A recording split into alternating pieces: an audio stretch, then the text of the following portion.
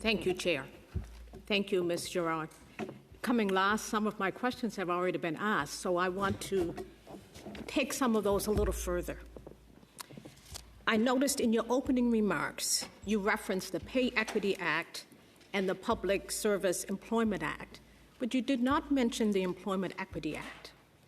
And I was surprised by that, especially given the report of the task force that was released yesterday that speaks to the title, A Transformative Framework to Achieve and Sustain Employment Equity.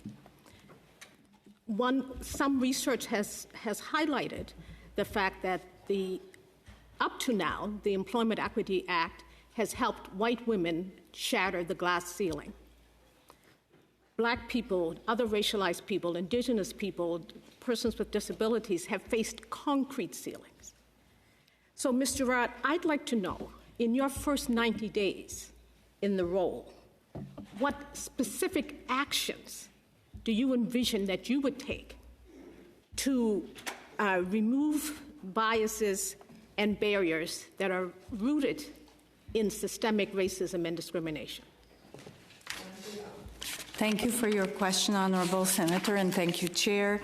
I did look at those numbers, Honorable Senator, and I extracted the delta between the difference for men and women, visible minorities, non-visible, indigenous people, so on and so forth, to see what the difference is. With the report of the task force yesterday, of course, it was just released, and I will look more closely at each of the recommendations, but we'll take on to implement those that fall under the purview of the Public Service Commission. Immediately, by widening the group of equity-seeking but not seeking, I know, I looked at you, equity-deserving group.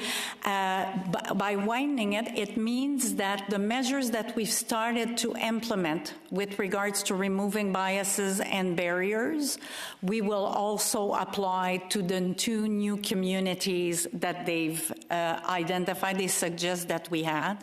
Then it means that the surveillance, the reporting, the research that we do is also inclusive of the recommendations and building on the recommendations of the report. At this point, of course, the report was just released, and I am not at the Commission yet. I would like to consult to look at the data, but for sure what falls under the mandate of the Commission will be taken extremely seriously and diligently.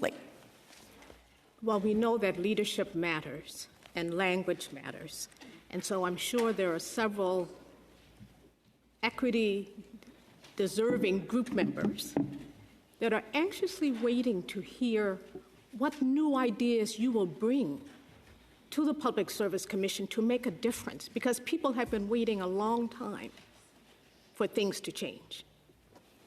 Madame Girard. We have right now a number of initiatives that collectively have been put in place and are aiming at shattering that ceiling that you're talking about. We have the Mosaic Plus program. Through the cohort of last year, 50% of the participants are now in a new position in the public service.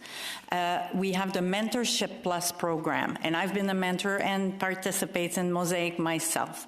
We have also, through the work of the Commission, improved the tools and made the tools to assess official languages more accessible. And it's throughout all those efforts that we're seeing, for example, more executive, more people at the working level that are now slowly achieving their goals to occupy executive positions and are moving into all sectors and areas of the public service.